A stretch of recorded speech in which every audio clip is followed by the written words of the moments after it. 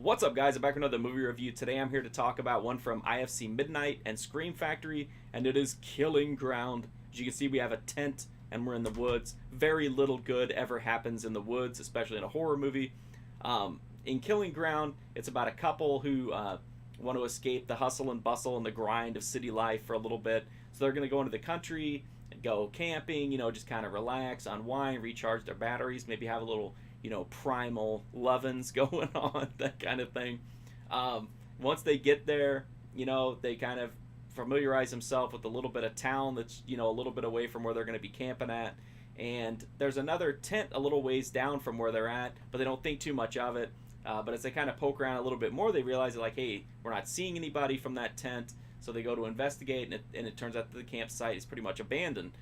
Which is weird. But then when they push a little bit further into the woods, they discover that it's not just the campsite that's been abandoned. There's a kid that's been abandoned. And there's this, like, crying toddler in the woods. And they're trying to figure out what the hell's going on. And meanwhile, they have no idea that en route to their location are these two sick psychopaths from the little town that's in the area. And they're not coming to the woods to do anything good. And the movie kind of turns into not a home invasion, but like a woods invasion. I don't know if I would call it tourist horror, because these people are from the vicinity, but it's more just like urban versus rural survival thriller, I guess.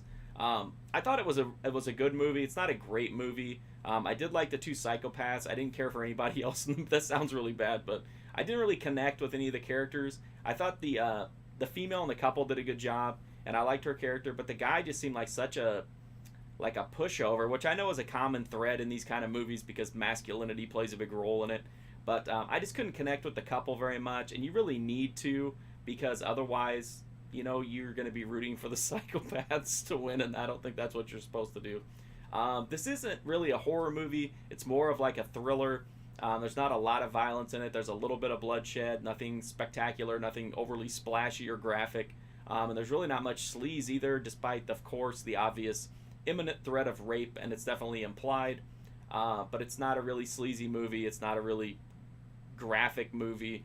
But I liked it. I thought the tension was really good. I thought the suspense was good. Again, I like the killers, and that really helped the movie out a lot, because they do seem like unhinged dudes. And they're also unhinged in very different ways. Like, you have the quiet, soul-crushing guy, and then you have the kind of wild, off-the-handle kind of guy. So it was nice to have that variance to bounce off each other.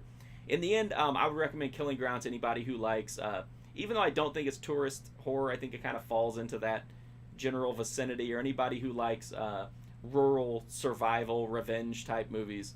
The Blu-ray from Scream Factory and IFC Midnight, it looks really good. I don't think it has any extras. The transfer's fine. It's a pretty recent movie, so it's not going to look terrible.